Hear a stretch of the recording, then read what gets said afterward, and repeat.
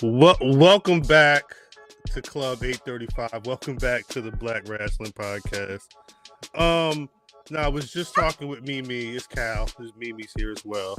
How y'all doing? Peace to Alabama. Peace to Antoine. Peace to Chris Green.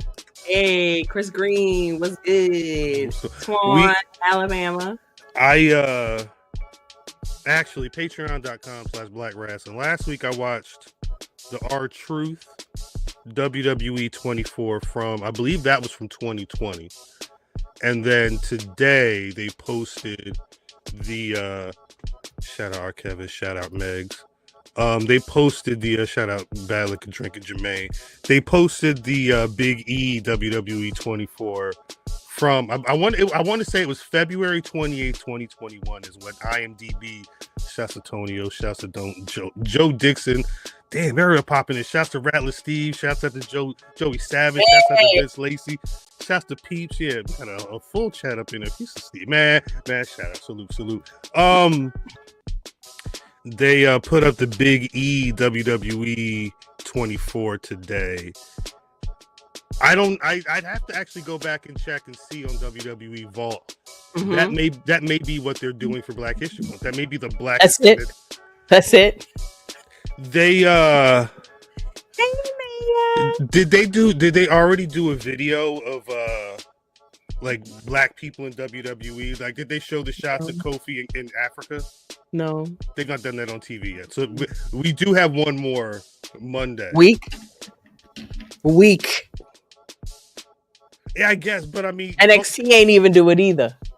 NXT's well, I will say for Black History Month, NXT is the blackest show. Peace of the good doctor. Shouts to Mighty Vin Forte. Vin. They're right in the building. Naya. Joe Dixon. Trust Joe Dixon. We watched, and I made sure that the video is complete, so it's not like the video I put up today, but you know, shit happens. Vin Forte said he is bricked up. Hashtag. Shouts out to Rock. Shouts out to D Skills. Peace to Jack's packet with the peace sign. Yeah. Cal's in the building. We got Kelly Cal's. It's my reality queen. No She's Black like my Japanese twin. Word? Yes, I've been in my reality TV bag, and I'm watching old episodes of reality TV. But now today I fell on young, rich, and African. What's that? Is that a Netflix thing? It's a Netflix thing. It's really good. It's really good. Really messy. There's a couple of like African or like, you know, particular. Aren't the baddies in Africa or something? Are they? I don't watch the baddies no more. I don't watch that black content no more. Somebody let me know. Too toxic. Kel said Young, Rich, and African is insane. Yes. On the reels, there was maybe a couple weeks ago, I kept seeing they were saying they were doing baddies in Africa auditions. And it was like you would see, I guess the baddies were walking into the auditions, but it was all these people outside. So they had like this, guardrail, like this bull. Like they had security, but like the security wasn't doing shit because every shot I saw, it was someone from the crowd going to grab their hair. And then oh my God. That would be the clip. Oh my God. Rattler Steve says he thinks they took a trip to Africa. That makes sense. That may make sense. Who else popped in? I feel like, yeah, shouts to the Backstage Brawl crew. Shouts out to Vaughn. Vaughn, you going to BlurCon next month? Is you going to be in the building? Peace of Kofi Jamal. He's always around. Vaughn do be around. I met Vaughn at BlurCon, I'm just wondering. Shouts to Mimi retired from Toxic TV. Shouts out to Corey. Corey, you got them phones? You know he did. Did you trade something in or you copped them? Let me know. What's the story? What's going on? I think they took a trip to Africa. Shout out Bodega Suge. Joe Dixon said he requests Queen Mimi. Oh no, that was what I was going to ask Mimi. So you said you've been watching reality TV, you know, love shit, whatever. Did you start Could Have Been Love yet? What is that? You know Drewski, right? Yeah. Could have been Records, could have been House. Last week, he started a reality dating show called Could Have Been Love. Actually, episode 2 airs at like 9 o'clock. Thursdays is packed as hell. We normally watch, like I watched that first episode last week. I'm probably gonna watch episode 2 at some point. I don't know if you're trying to watch that or not. I would say if you're trying to watch, at least watch the first episode so you can see what the Yamins is trying to do, because it's like could have been Records or could have been House. Right. Is it with the balloons? No, it's straight up. It's Drewski doing a Bachelor show. I know. I saw that, but I saw he did balloons, like he was popping balloons. Nah. Okay. He had women up on a bus, and they was having conversations, and then he gave them roses. He eliminated one woman, but he gave them like nicknames. Like he's doing all of the reality, the flavor of love. All of that stuff is. I was obsessed. But the key is that it just like could have been House. It's the characters that he picks is the key. Oh wow! He's got some interesting. I don't know. Shout out to Philly's own Meatball. I don't know if anybody's up on Meatball, but she is one of the contestants on that show. Corey said he got the foams. He has originals and the new ones. Corey, did you trade in? He literally just won a raffle. Of course he did. Shout out. I know he got what you call it? No. I think Corey got what he got? Corey has he's got ends. So even if he enters the raffle, he's just entering the raffle for the new version. He's entering the raffle just for what's the word I want to use? Legalities. That's why he entered. It's a cover. It's a cover. Damn, I understand. 1000%. I've been there. No, there's a reason why I make sure that I got Blu-rays. Right. I got DVDs. Go, my brother. It's my brother. That's my brother. Oh. Yo, I updated my fucking laptop. This bitch moving slow as a whore. Ah, damn. Here he go. Peace to the special little nobodies. I don't know if anybody. Ashe TV is every Thursday, 8 o'clock. We link up over there in the chat and talk over there. Tonight they had Darius versus Darius from Ashe BHM. That may have finished. I don't know. But Special and Nobody said, hey, I'm going to tap in after this is done over here. So shouts out to Special and Nobody's for coming through.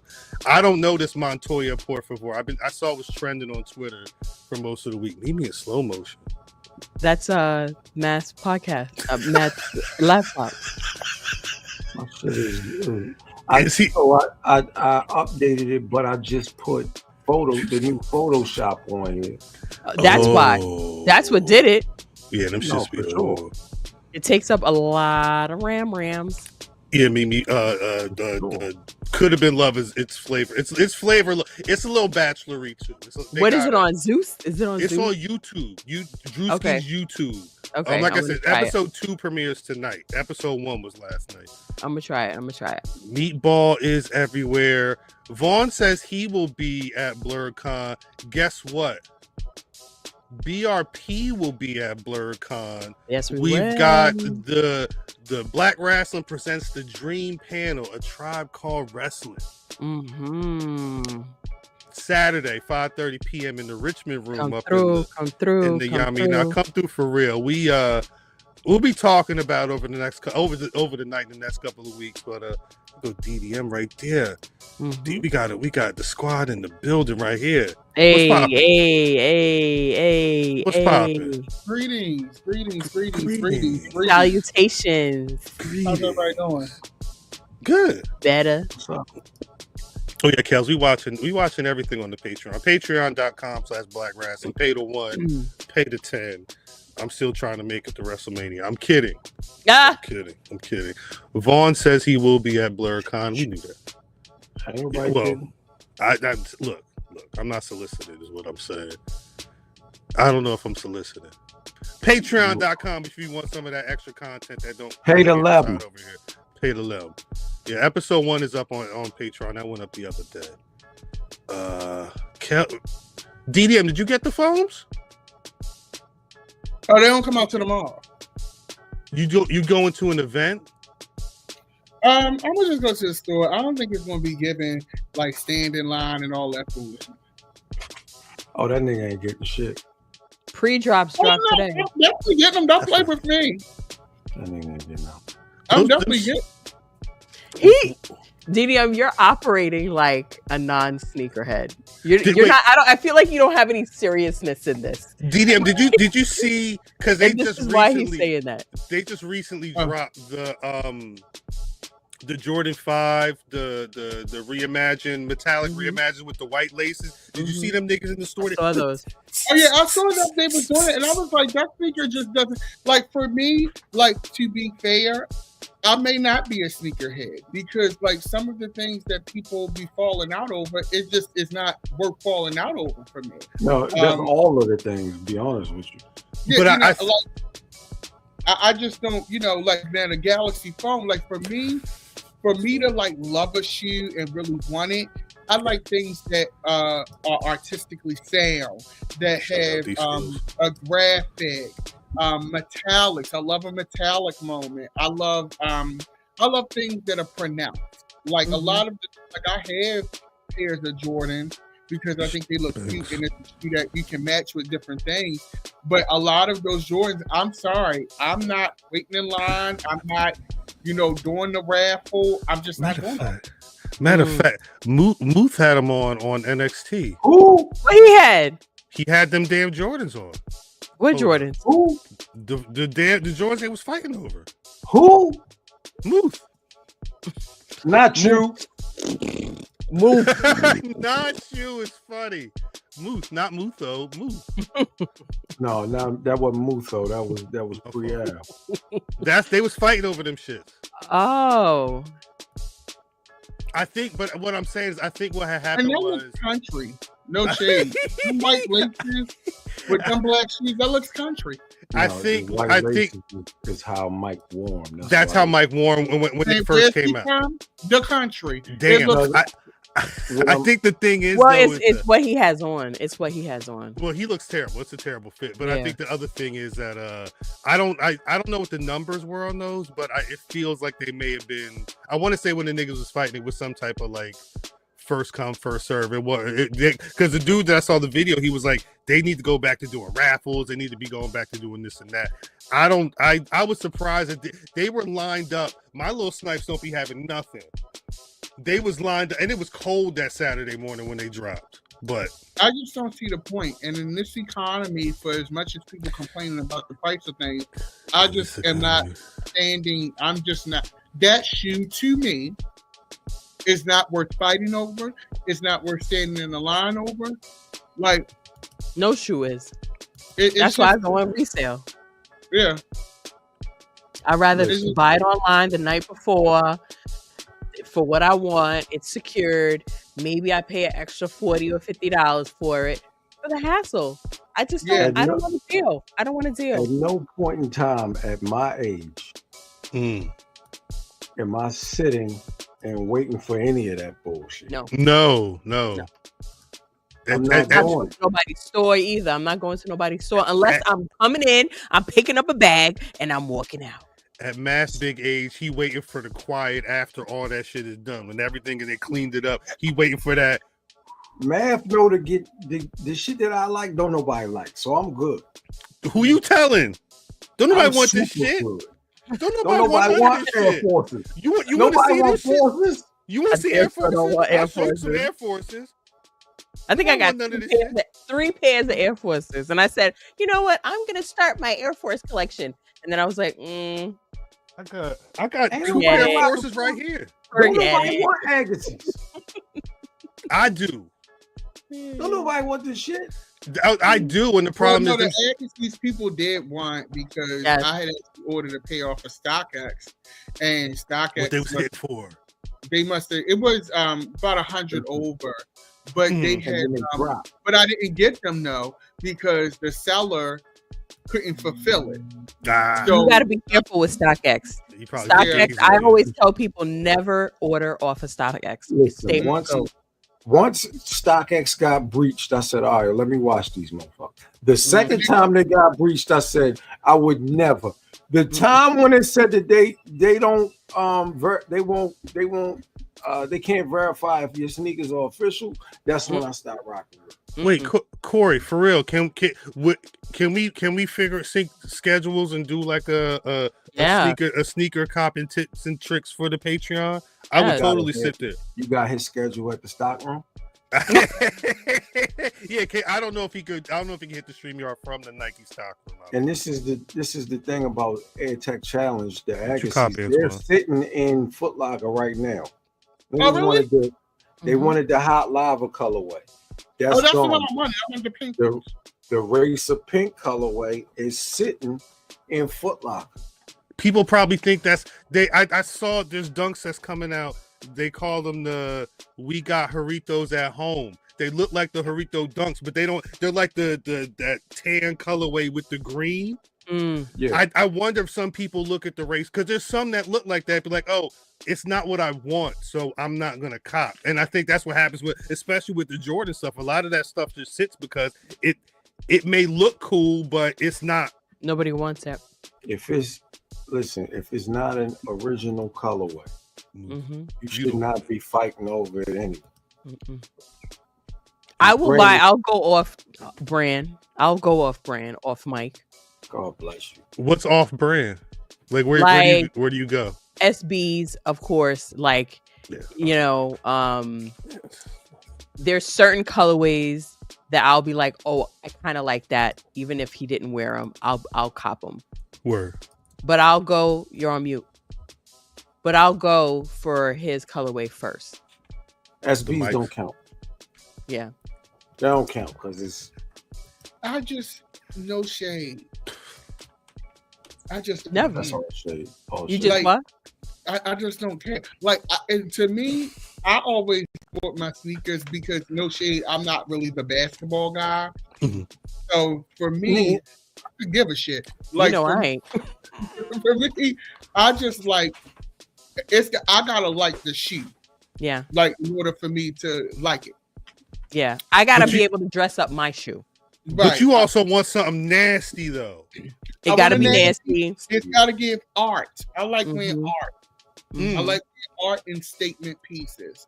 Yeah. And I know like Jordan's all white Air Force pieces. Well, I got white Air Force ones, but they're the post office edition. So they had the stamp, the post office stamp on it. Yeah. And it like I got that. You know, I'm like, damn, the post office might be closing soon. Oh my god! Wait, what happened? We gonna walk it? We gonna walk it? I said, what happens when the post office closed? We'll go Google because I know we can't do it because Math is on the show. Just Google. I gotta be able to wear sneakers with my if I dress up for work with dress pants. Like if I throw something like super executive on, I need to be able to. It's gotta be like that's why I don't like buying. I don't like buying 3s a lot or 4s a lot because it's too bulky. They stick out. Over my it just looks like it's not. I love a 3. But I can't wear them in the office. I love a 3. Can't wear it with a suit. Do you know how pissed off I was 7 years ago almost when the Black Cements came out and I didn't cop that weekend and I went into work that Monday and fucking 10 people walking around. Everybody got them fucking shit to them. I'm like, I don't want them. Y'all got it. I want them bitches to work now. I want to, Corey. What you said? I know most people will not do what I have done. Am doing. What does that mean?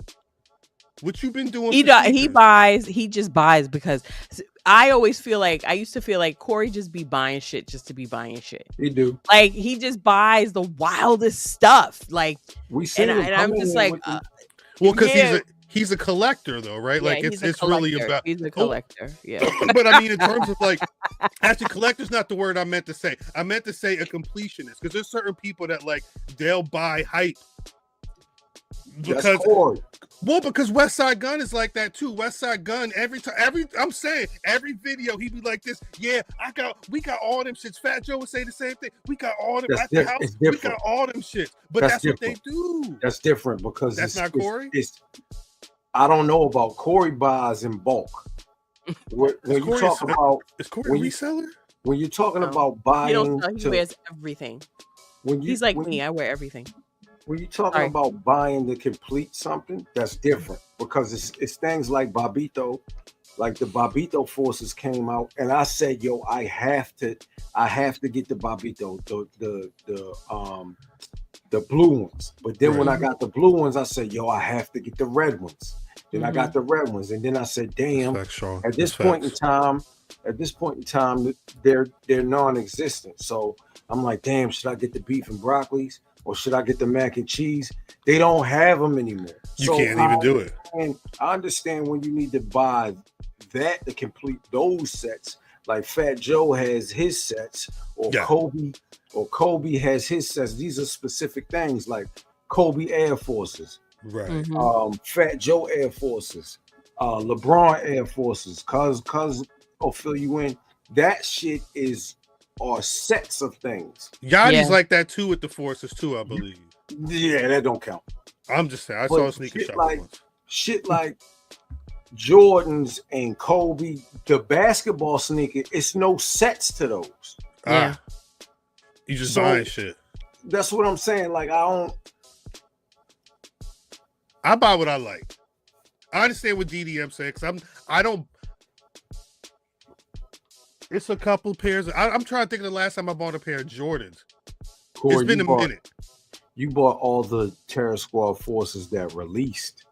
Because I know you don't have the Terror Squad forces that were just Terror Squads. You got the Concrete Boys, Corey? Did you get the Yachty forces? You got to get off the top of your some point. He said yes. He said yes. I mean, hey. Pew. That's what I'm saying. That's what I'm saying. Pew. I don't know. I like I said, I understand it. But I'll tell you this: I was not mad at those fives, and then I saw this. I told Matt. I said, I don't even want these no more. I was thinking about it for 2 seconds. Maybe if they drop down, super down in price, maybe. See, I'm different. I differ from Dap. I think the white laces look dope in certain. I think so too.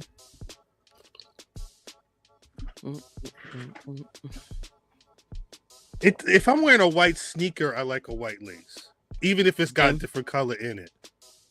Mm-hmm. Come on, white laces. But white laces also back in the day when I knew the punk rock kids, they said you had to watch out for the white laces and the Doc Martens because that meant that person was white power. Yeah, it was the white laces or the red laces. Yeah, red laces too. Yeah. What was it called? It was the lace rule or something like that. I think it was called the lace rule. It was a punk rock thing. There was certain colors if you were like supported LGBTQ, if you were beat up or racist, all that type of shit. Yeah, they was deep with the laces in the Doc Martens because you would just go to the show and they was in there ready to get rowdy. You had to know who was on your side. They said, "Oh shit, that's white laces left. We gonna fuck him up because we don't mess with that Nazi shit." Yeah, lace code. Shouts out Sean Tragedy. Lace code. Go Google it. Code. I had to look it up the other day when I saw these shoes with the white laces because I knew from when I was a kid that the white laces meant white power. The skinhead mics. I mean, that can't be the Moose got more, so it could be a racist thing. Oh my god! See, lace code is very real. That's Corey that said it. Moose got them on. It could be. It could be. You know, he don't like niggas. He don't. This is why I'm surprised that, like, this is what you highlighting for Black History? Who? What else is there to highlight?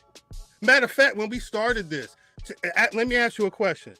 What has WWE done for Black History? It's February 20th. All I know is that they put the Biggie WWE 24 and the R-Truth WWE 24 up on the vault. I don't even know if they've shown Kofi in Africa yet. So this may be it. That's it right there. DDM got to see Oba Femi. But he beat up two white guys. But then the two black guys lost on that show. Yeah. The other I mean, Yeah, you got a point. I just don't expect. But that's maybe the thing. in this climate where we at, I'm just not expecting a whole lot. Not saying that it's right, but nothing really surprises me. Right. And I don't really expect much. They were already kind of halfway doing it anyway, but now I think the world has given, in the state of the country and the powers that be, have given a lot of folks the agency to not have to do anything like that and not have to answer for it. Right. If we're being honest. And it's already kind of been there, I think. It's not a conversation that's new for right now at all. I just think that it's interesting that it's so blatant. Like almost like it came out and then they just dropped it. Like, oh, we don't. Whoop. Oh, y'all said that's done? All right, hit the switch. Oh yeah. That was the protocol, right? That's what they had in the manual. I thought they would have at least tried to play in our faces, but they were like, nah. Nah. And you know what? I was because where you stand, you're not even trying to hide it. So now you don't have to figure out what you're going to do. You're going to do one of two things. Either you're going to continue to support the wrestlers that are there, or you're going to, support, and you can do both, but, or invest those dollars into like Ashe and things like that. But the thing is this, and this is something that has always intrigued me about specifically not Black people, but specifically African American people, because African American people, and people from our nations are three different types of Black people. Yeah. Mm-hmm. What is interesting to me about African American people is we still battle with, even when they don't want us at the table, like African people will create their own table. Yes. Nations will create their own table. African American people, we very much value wanting to sit at their table. And because we know that, they will always win. And they will always have some sort of upper hand because they know that they have laid the groundwork that is still very effective, that we're going to want to get at that table. Mm-hmm. That's why I was watching that show that I was telling you about earlier, The Young, Rich, and African. I love that show. Literally created their own fucking world. I was going to say what I was thinking about it, like Africans literally, they look at us as African Americans like, what the fuck is wrong with y'all? Like, we're literally created their own table. Where's their money come? I mean, I'm assuming it's different types of rich African people. So a lot of them come from wealth. And on that show, a lot of them come from wealth, right? And so, but they build their own wealth outside of that. Whether it be internet famous, whether it being a stylist, whether it being their own music, like they literally have their own ecosystem and they thrive that way, and they keep it super tight. And even if you have money, they consider each other on the same level.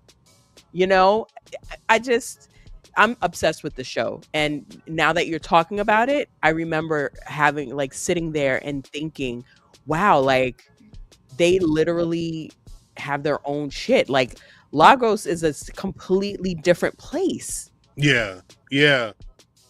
It's interesting. Like, wow, like we're living in a bubble. Literally, we're living in a toxic bubble. That's really what it is. I think when it was sometime during the pandemic when I started when Tyler started popping off, and I was trying to figure out more about amapiano music and whatnot, and what that sound was.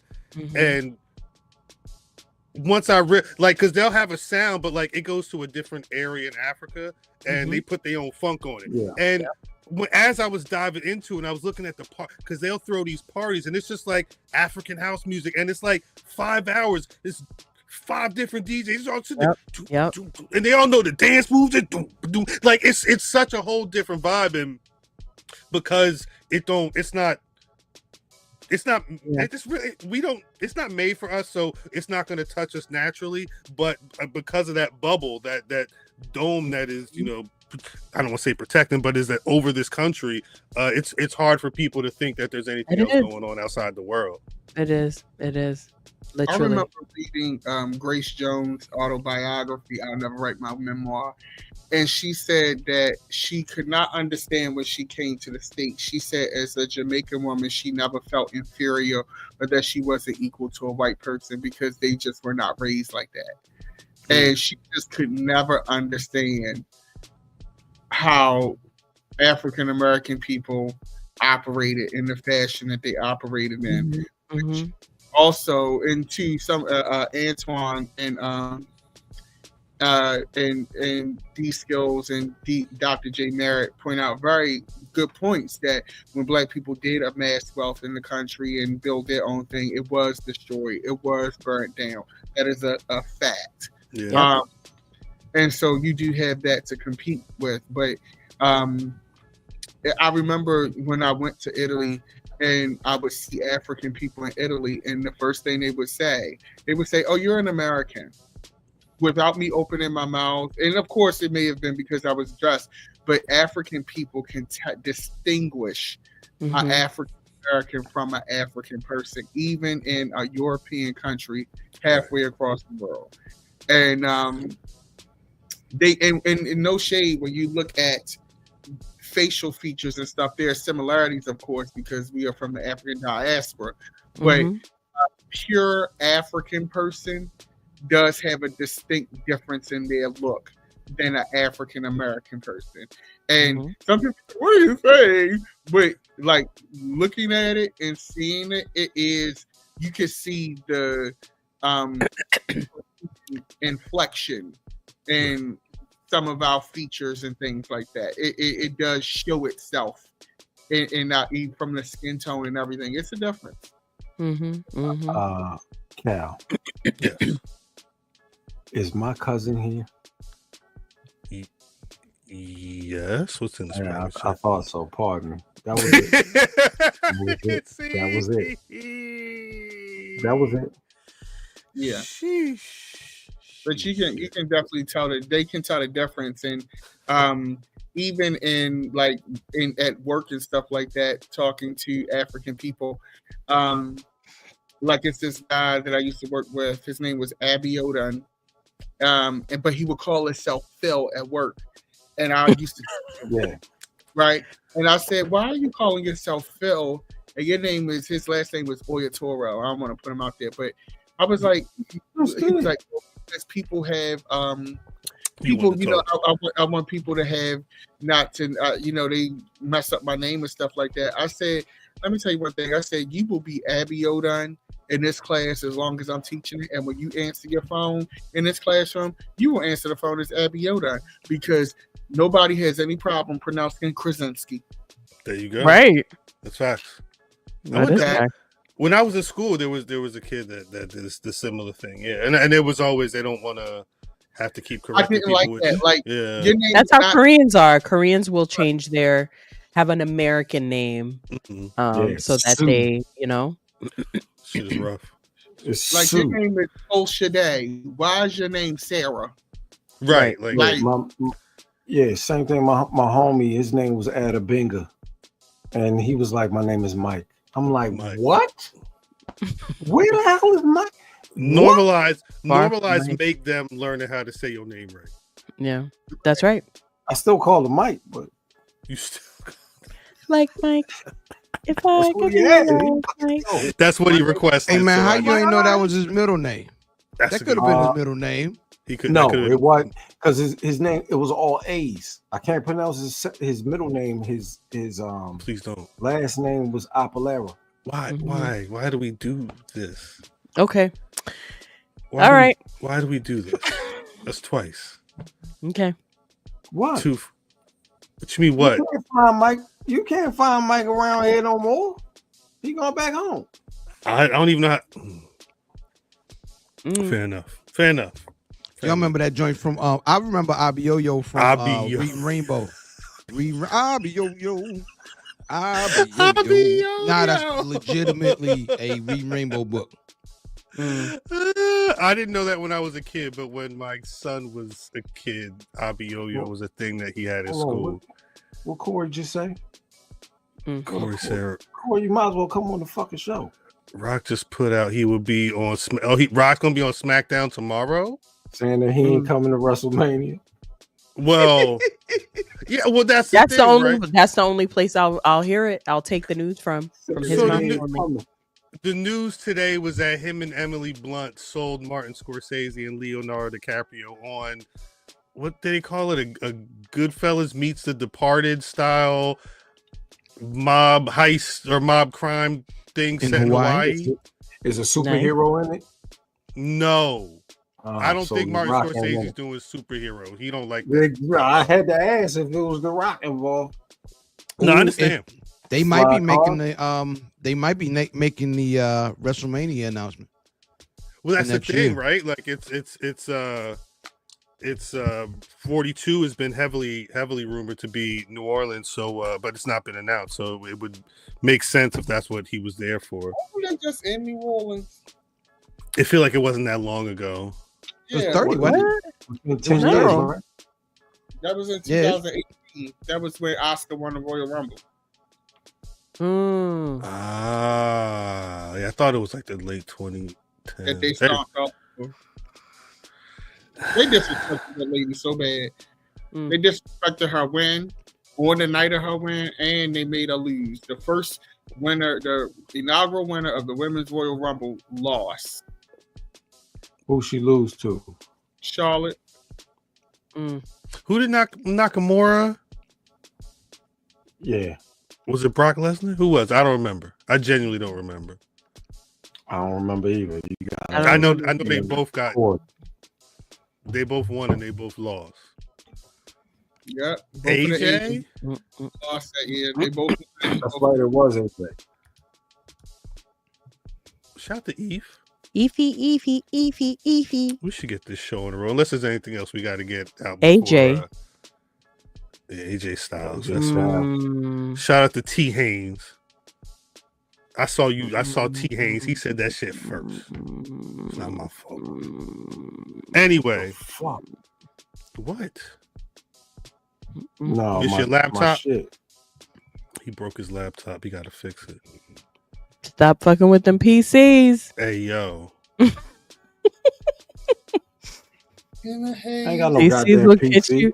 PCs will get you in a clutch. 2018 was never let me down. MS was hyped up. I don't remember not near none of that. I just remember them losing. She's a good lady, Dirk. Yeah, Rock, you better make sure you at SmackDown if Dwayne The Rock Johnson's going to come down there to challenge you for your gumbo title, too.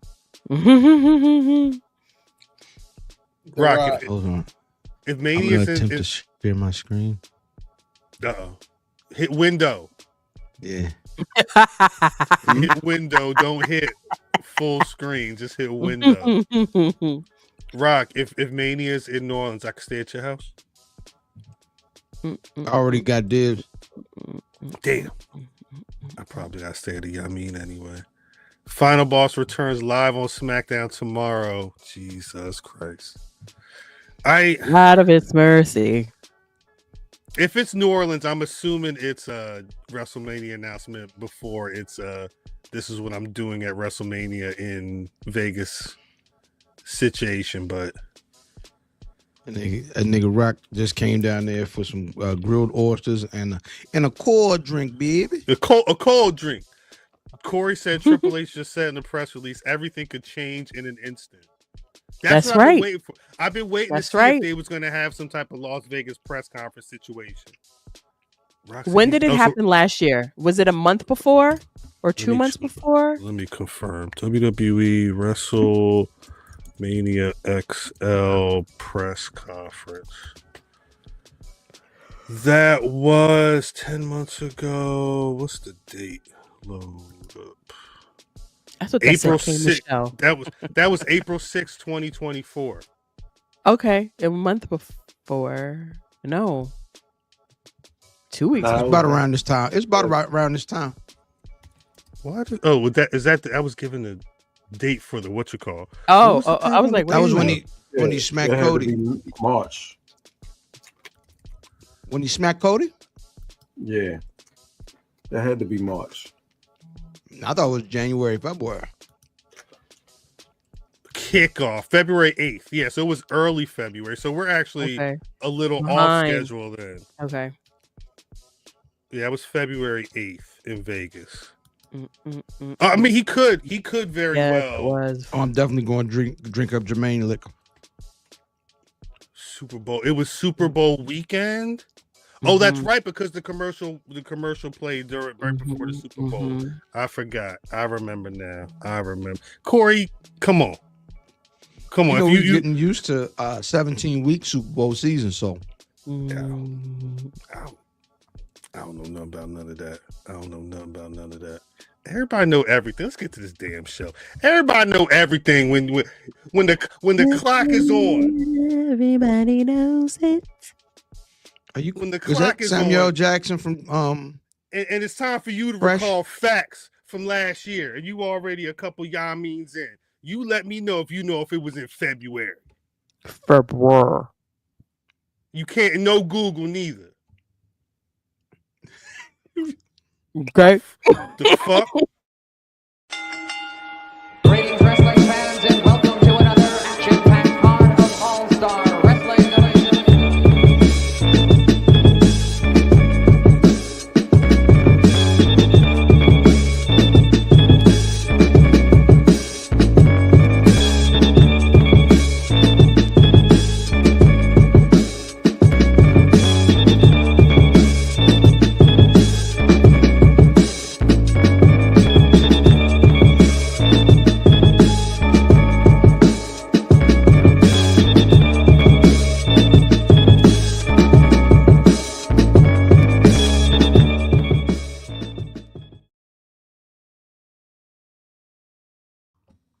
That would be crazy if at this year's WrestleMania kickoff, Cena slapped Cody. I'd like to see it. I would like to see it. I would also would assume that would mean Cena would be losing. Welcome back to the Black Rasslin Podcast. If you've been rocking with us for about 42 some odd minutes, you know, you should at this point know when the press conference of WrestleMania XL last year was. And you also know that God is still working on us. As always, it's your boy Cal. I ain't got no title. It's just me and the squad. And it's a big old doc of wrestling topics to discuss tonight. As you saw, though, the squad was on the line. Miss Mimi. Yeah. Say what's good to the people. Yeah. What's good to the people? Yeah. Okay. That was the demo. I like that. DDM. Greetings. It's DDM, the EST of BRP. Excited to be here and all of that. Can't wait to see everybody at Blurred of Cons. Word. You may have seen me in some of my feature films and appearances on NXT Vengeance Day. Yes, that was me in the beginning, yelling NXT, NXT. That was me again, in the match with Steph. Yes, that was me in the sweat match. That was me with Oba. I mean, you're just everywhere. That was you screaming? That was me. Yes, that was me. I mean, you can stop, singing. I had to deactivate my Twitter because, the messages. Goddamn. Just too much, Yes, it was me. Like, it was me. Champ. You niggas can't be serious right now. Uh-oh. The all-time heavyweight champion of Possum. I'm leading the league in at least 6 statistical categories right now, nigga. Best flow, most consistent, realest stories, most charisma. I set the most trends. And my interviews is hotter. Oh, damn. All of them. IlFam79 on your social media of choice. Oh, damn. And he may have just popped in. Brother Matthew? This watch. Cal. What's popping? What's popping? Cal. What's popping? I'm sorry. What happened? Cal. Hey, what happened? It's the Inglorious Warriors. All mad and at the underground. We can get it cracking if you're dumbing out. Damon. Damn. Sorry if that was too loud. Damon.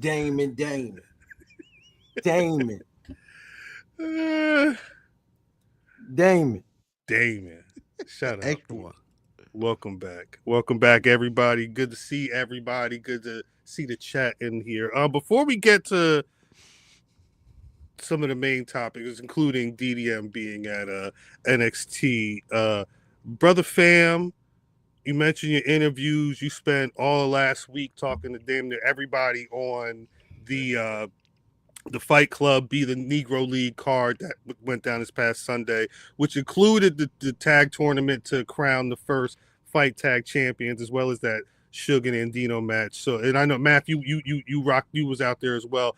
Let me know what was that situation like? Seeing the what was it? Silent Storm won the tag titles. How was y'all feeling? Yeah, man. Congratulations, Mike Thunder and Murmur. Excuse me, yeah, Brother Murr.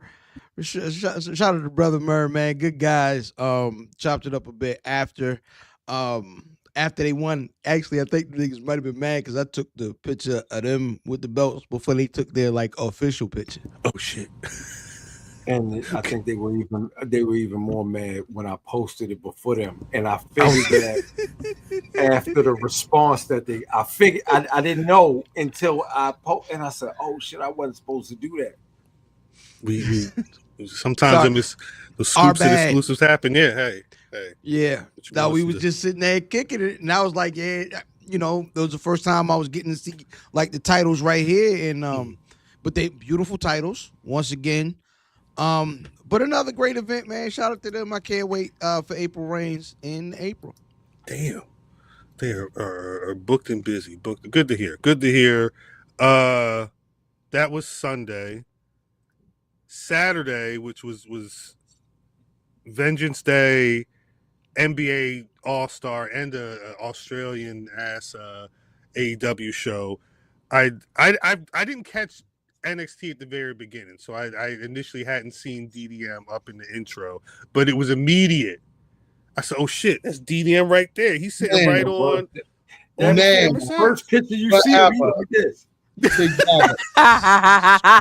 can't give a Baltimore nigga nothing. You can't take a Baltimore nigga no place. Oh no, I was there and I was like NXT, you know, in my Oba Femi shirt.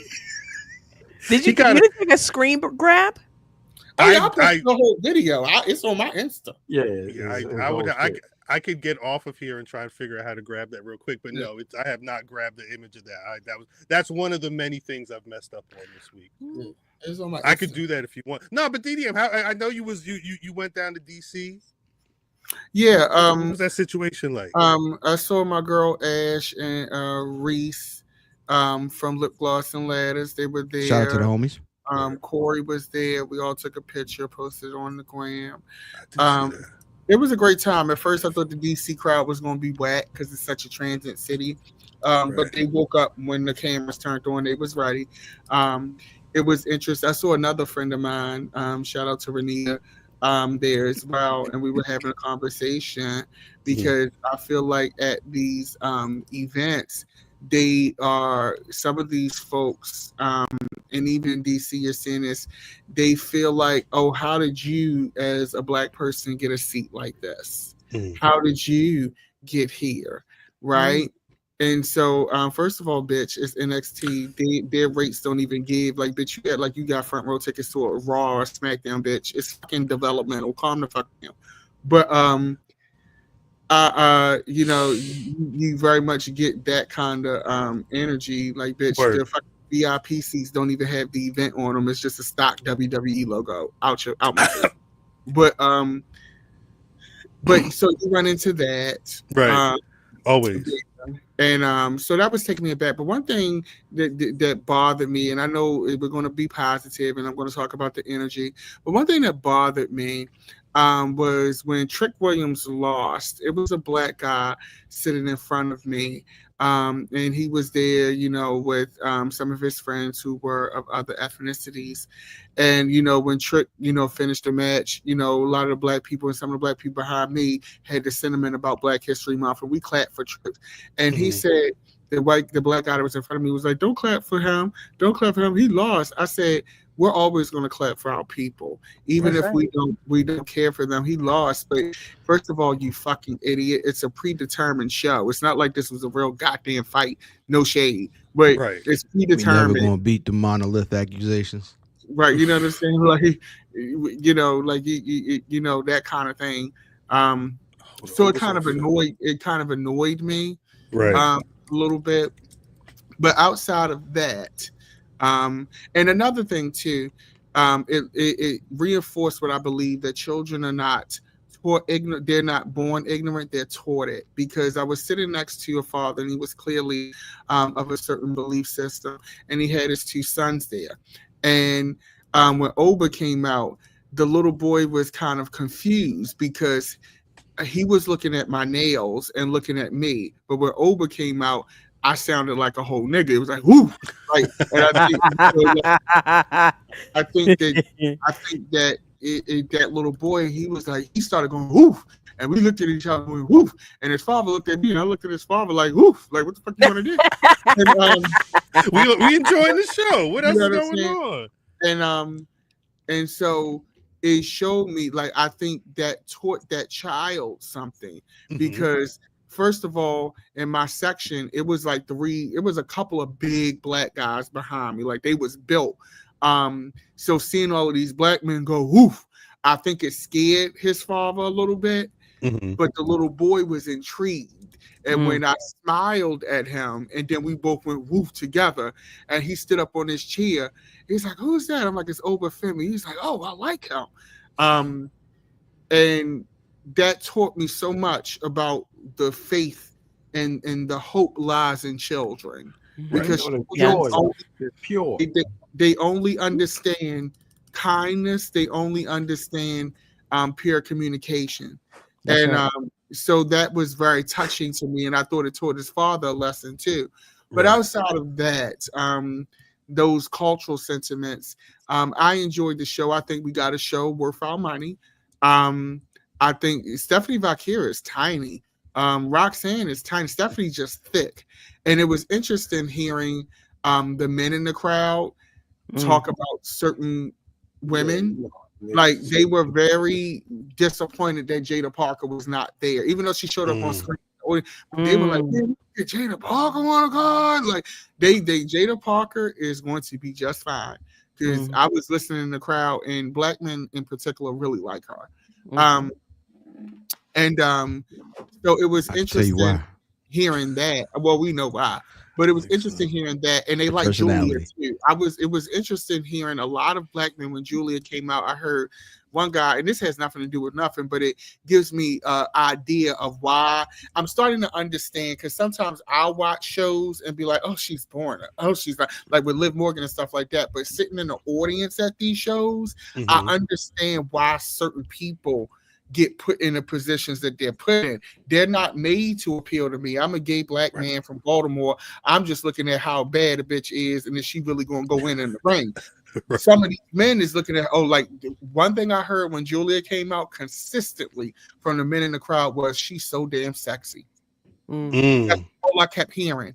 And to me, I'm like, I like Julia. I'm glad she's the champion, but she hasn't had that match yet that makes me feel like she should have that belt. But listening to the crowd, I'm like, okay, I get this now. I understand, and not to diminish Julia's talent or greatness, because she's very talented, but she hasn't had those moments yet that have me invested in her as a champion. But I understand what they're doing, and sitting in the crowd was eye-opening, and learning and understanding why certain people track better than others. I think that people that come from New Japan have an upper hand. Talk about regardless of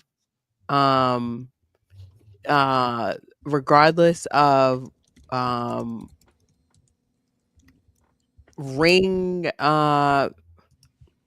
acumen.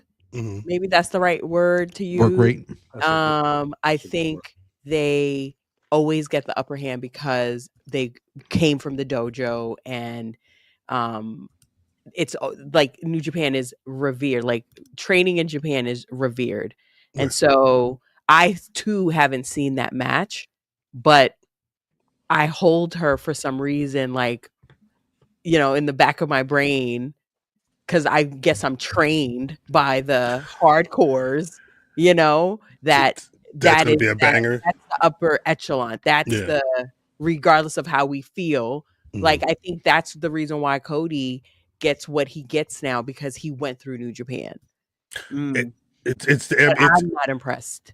Well, I think for him that was definitely one of those things he had to do before even thinking about going back. Like, you know, really making that a thing. DDM said he was sitting. I mean, that's definitely DDM standing and cheering from the intro.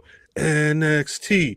It's ill to see. And then, but again, that's a couple minutes into the show. DDM, because if even on the stories is gone, but DDM was DDM. If DDM at the show, DDM gonna let you know on social media, and I was seeing all types of little random clips. I like to support the shows. And that's from indie. I personally enjoy in person indie shows better because they're so ratchet and so unhinged. Right.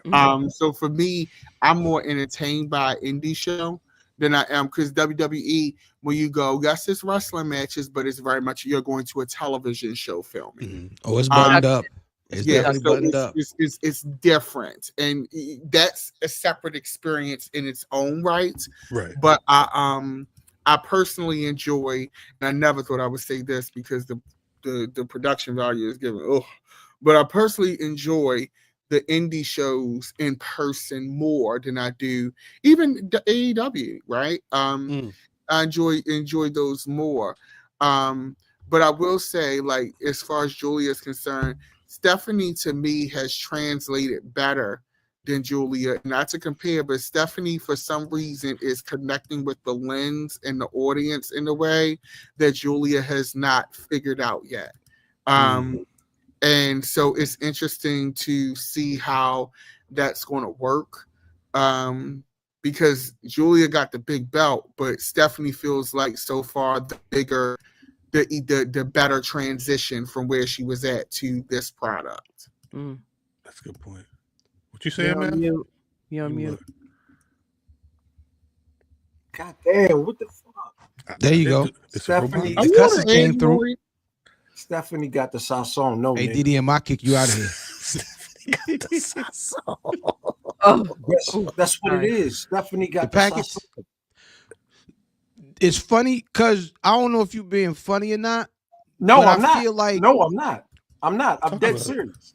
Talk about it. I feel like Hispanic culture is closer to what we are pop culture wise here.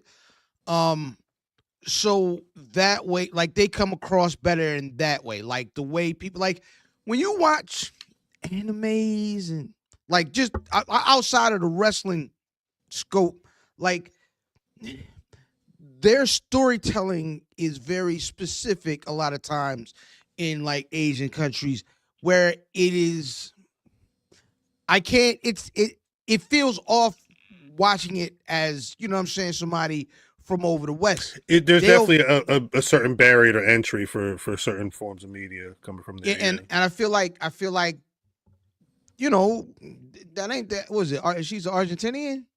I'm Chilean, I believe, but she spent a lot of time in Mexico. From Chile. Chile. Yeah, you know what I mean? That's just, you know what I mean, the dirty South America. You know what I mean? What you niggas know about the dirty South? There's probably something there. It definitely feels, and I will say, I feel like I've seen her. I'd have to go back and look at cage match. I feel like I've seen Stephanie Vaquer wrestle a little more than I've seen Julie, especially since Julie has become world champion, women's world champion in NXT. But was there a favorite moment you had live from the show, DDM? Was it Oba? Was it Oba beating everybody ass? Yeah, I love Oba Femi, but I like this little group that they got going on where the lights went out and they was in different ones. That was kind of cute. I was here for the that. New Nexus, the new Nexus. Right, I like that.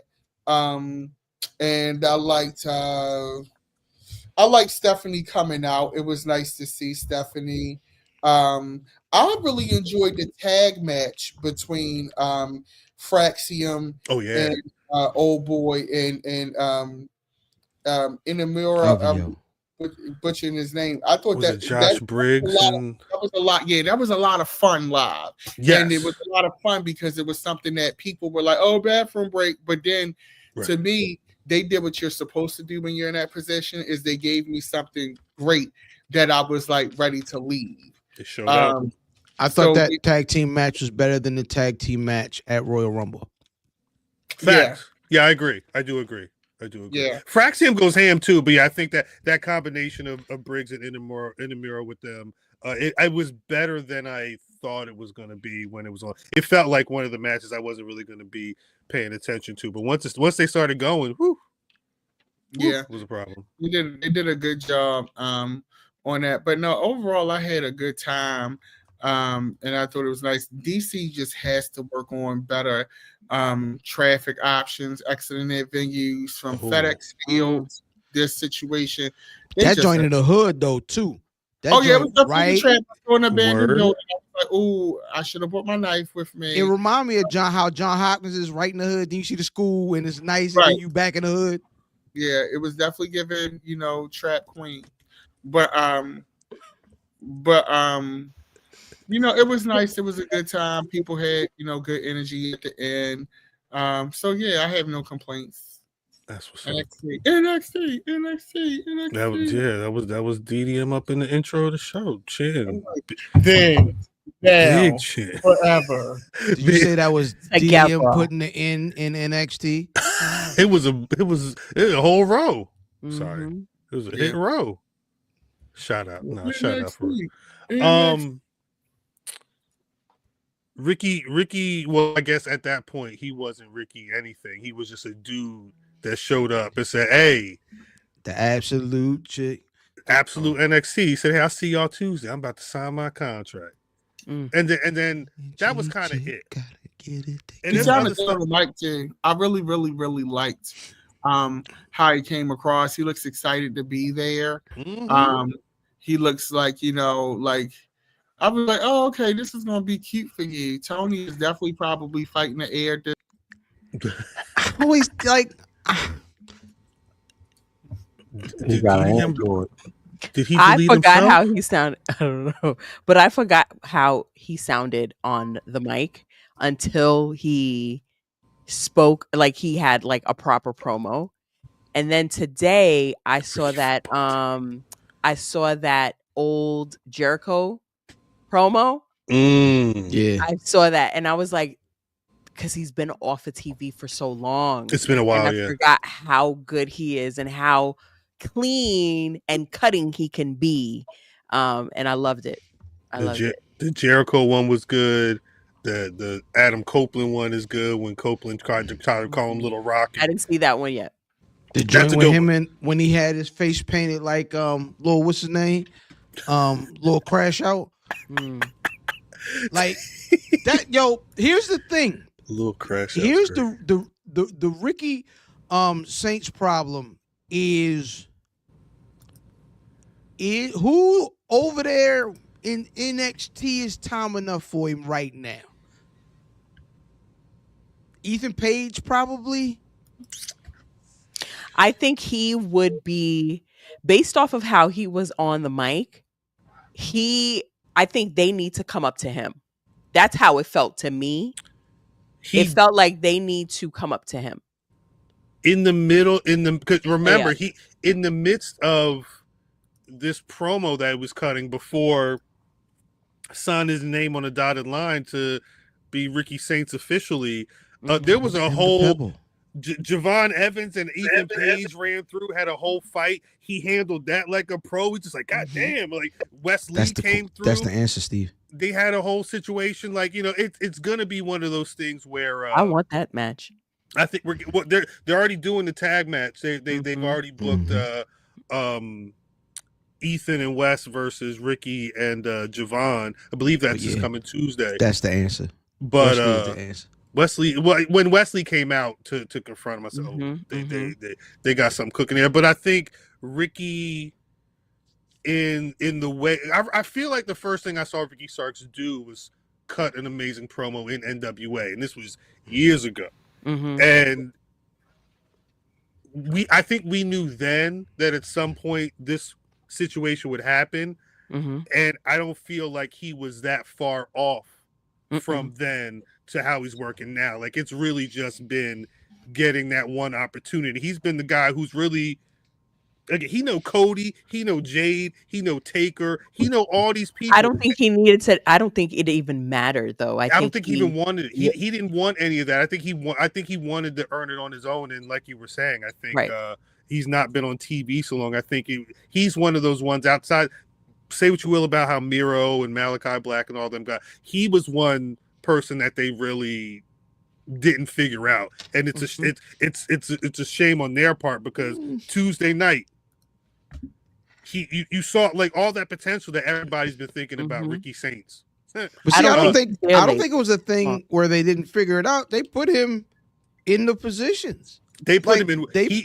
They put him with the people that they knew was the people. Like, they was like, all right, this nigga gonna draw us money, so let's put him with the money people. It wasn't like he was in there talking to like trash niggas when he was there. None of the all of the stop and goes was something weird happened. But remember, he also had that Chris Jericho match. He also had that whole. There were situations that he did not need to be in too, like that. Him not being a bigger part of that Pillars conversation after the back and forth he was having with MJF, and after the matches that it looked like they was going to be doing. Like, it kind of confused me, because I don't know what would have been missing. I wasn't confused at all. It was always he's there, and then something left. What happened? He was with Punk, and then Punk got fired. He was with, because they had him up against MJF. They put him in there with all they niggas, and he swam. They put him in there with some shitters though too. But I think he swam. I think he swam and ate, and they didn't like that. I personally feel like everybody that they put him against, he killed them on the mic. Why? There was not one bad promo, in my opinion. No, there aren't of the ones that I've heard. I'm not saying that that's what you're saying. I'm saying I think that's what the problem was there. The problem was he was outshining he might have been outshining the people, because I don't know. He might have been outshining the people that they wanted to push, or they wanted to put in a prominent spot, and he was just light years beyond his space in that area. I think it was some of that, but I agree. I think that his connection with CM Punk is probably what got him in some trouble, and then the Royal Rumble shit. That was bad. Yeah. But more than anything that happened over there, like, I didn't think any of the stuff that happened, like when he was actually working, he should not have that stuff. I think all that stuff with him taking the little pictures, now that's where the bad feelings went through, is when the nigga was at WrestleMania with his man Cody. When he I don't know about that, because I feel like that Edge shit. You muted. That Edge shit was not good for him though. What egg? The match? This fucking match book is killing me. The promo, because Edge was pissed because Ricky was Oh, Edge, eating him not up. Egg. Okay. No, yeah, price of eggs is too damn high. No, the Edge shit was Edge was not happy. Yeah. Edge shit And was, that's why I think a lot he was beyond that place. But remember Beyond. before that was he a tag team champion with Big Bill at that time? Like that was that was odd. That was a situation, and that's the kind of shit that I'm talking about. Like outside of them, because I understand you want to put him with the people that you think is going to draw money, but outside of that, they were not giving him any. Like he was probably too long with Taz and them being the tag. Shouts out to Hobbs and them, but like at a certain point, they should have had Ricky be a solo guy earlier, and then when they put him with Big Bill, champion. That felt like he should have not been doing that, even though they were champions, because that shit got forgotten at a certain point. But the injuries worked against him. That was after. I feel like because he was on a roll when he got the MJF match. I think that they moved him quickly from MJF because he was eating him up. He outshined MJF. I'm not saying that MJF was bad, but they had and it was equal. Yes. So they moved on from that, and then after that, we saw him with Punk. Punk got fired. Then we saw him with Daniel Bryanson. Brian was crazy. And then Brian Bryanson retired or some shit. I can't remember what happened. He might got injured or something like and that. And then the Edge shit he was on the way out. Yeah. And then the Edge shit happened, and it was just. And then there was a Jericho situation. And now he was also supposed to do something with Main Man too. But that got, I guess they didn't get to it. But he kept on ending up in different situations where they had to pivot. Yeah.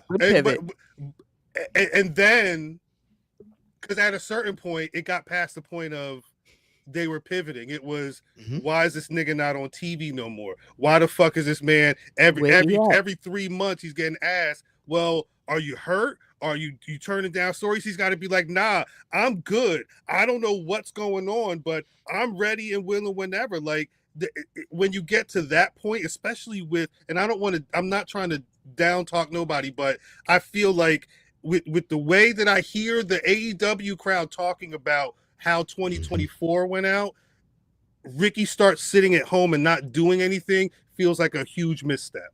At the very least, they could have got some of that fire that we saw Ricky Saints give on NXT night 2, 3.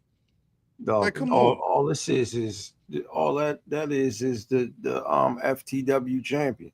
That's all that was that we saw. We saw this shit before. We knew that, and I felt like doing this shit. Because he was hurt during that run too. Remember they put him on commentary. It almost reminded me of how they were doing Britt Baker when she was out. They were still trying to use her, but Ricky was actually good. Right. Sean Tragic. So because the story's been that he was turning down storylines, but he, again, in interviews he would say he wasn't turning down nothing. So he said he didn't turn it down. He said that was made up. The story. I mean, it sounded like he was trying to do him a favor. The storyline that they were turning down, which was him and Big Bill. They wanted Big Bill to be. They were pushing Big Bill, and some shit with him being in the tag team with him or some shit. I can't remember what it was. What are we trying to do, Diesel and Shawn? I think they were Diesel and Shawn for a minute, but yeah, at some point I guess they were gonna, but because I think they just dropped it. I don't think they had like a proper whatever. No, they didn't. He just got pulled off of television. Yes. Now you back. This kind of yeah. How long does he stay where he's at? I say 6 months. Because I think they're gonna make yesterday just felt like everybody has to play up to him. Everybody got to catch up. You're saying with the promo, with the lip service. You saying Ricky Saints is gonna be in Jersey for SummerSlams, hitting the main roster? I don't know. That's not what I'm saying. Don't put words in my mouth. You said 6 months. I'm just looking at the calendar. I'm saying that's 6 months. August, yeah. Yeah. It's a little less than 6 months, but yeah. I don't remember the exact dates, but yeah. That's why I'm asking. I say by the draft. You know what I would really like to see?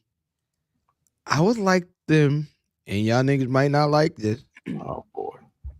I would like them niggas to send Melo back down to NXT to go see Rick for a night. You're saying? No, for a run. Because whatever they would do would be better than anything that Melo is doing on TV. I would like that. No, that's doing a disservice to Wesley. Well, no, I want that too. But that's already that looks like it's already the plan. Yeah, you also all that. You could also, I would also, because I think that'd be cool. I would also like to see Melo. Like, I don't need that right now. Like, I would love to see Melo get a title, even if it's like a short title run or something. Get a little bit of that in there, and then go down. Be like, look, I've been down here before. I've done everything down there. I've already, shown my skills up here. I've had the hardware, or whatever, and then be able to, do whatever you want to do. They ain't like they nowhere near putting that in the GPS. I trust Shawn Michaels before I trust Triple H. Damn. I don't trust neither one. I don't trust no man when he's looking at me and somebody else at the same time. I'm going to say this. With WrestleMania possibly being in New Orleans next year, I'm going to say he'll be there for a year and some change so he can get takeover. That's what he said in the interview too. He said he might not have supposed to have said that. Rick, you gotta watch yourself, baby. My bad. You gotta watch yourself. They ain't announced it, Rick. Yeah, they ain't. But I mean, they ain't announced it, Rick. It would make sense. It would make so much sense because we've talked about. I don't remember if it was on the pod or if it was we've talked about it in the chat. I don't remember if we talked about it on the pod. But like, think of Jey Uso with the Yeet tees, and especially when they hit these cities. Ricky Saints, New Orleans, WrestleMania weekend. You might get 2-3. You got to do a Saints neighborhood legend. Yeah, you got to do a Saints version. You got to do you got to do whatever the Hornets version. That's right. I'm a neighborhood legend. Like you got to put that out there. There's no way you don't. He's already told Bubba Ray. That's and right. that interview dropped early. Right after. It was. I never seen a busted open interview drop at 10 o'clock or whatever. I'm gonna be honest.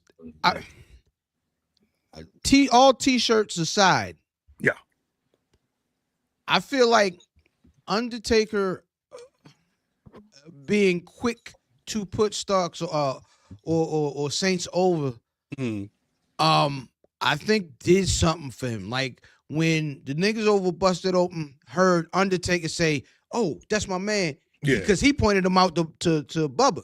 Right. He was like, "Yo, that's my man right there. That's Ricky. He helped me get back, and he helped my wife get back." Yeah. So, and I think that stamp because when a nigga like Bubba here, Undertaker on this nigga. We always knew we had you on your first promo with LaGreca and all that. Them niggas, but I feel like that Undertaker cosign, it'll help. Yeah, it meant something. I feel like that Black Rasslin cosign meant something. I mean, hey, well, that's on this side of it. Anybody said free Ricky Starks, gotta hear. That's right. I'm a neighborhood legend. We've been new. I'm a neighborhood legend. Look at old Cold Drink. Yeah. I wonder exactly Look at old Cold Drink. Cold Drink may be the name of the episode. We call it Cold Drink. That's what they call cola. That's what they be calling soda. Yeah, cold drink. Cold drink. We get a cold drink. Get your little cold drink, dude. And that's like we get a cold drink. That's what they ask for. Hey, if these Canadian niggas beat, you watching the hockey game? Yeah, these niggas. I think they just tied it up. Jesus, Canada been trailing the whole time. Cold drink. Cold niggas going Let fight. me get a cold drink. Let me get a cool drink. Let me make sure I spell this right. Cold drink. We're not talking about no lean. We talking about that was what the lady said in the It was a bar I kept going to in the middle of the mall. It was just a bar. Because they was like, "Yo, you drink and walk around the mall. Here you go." What? Hey, Rock. Yeah. Rock, they better put out the red carpet for us, Rock. It's your hometown. Okay, nothing about no red carpet. As long as I get some char grilled oysters.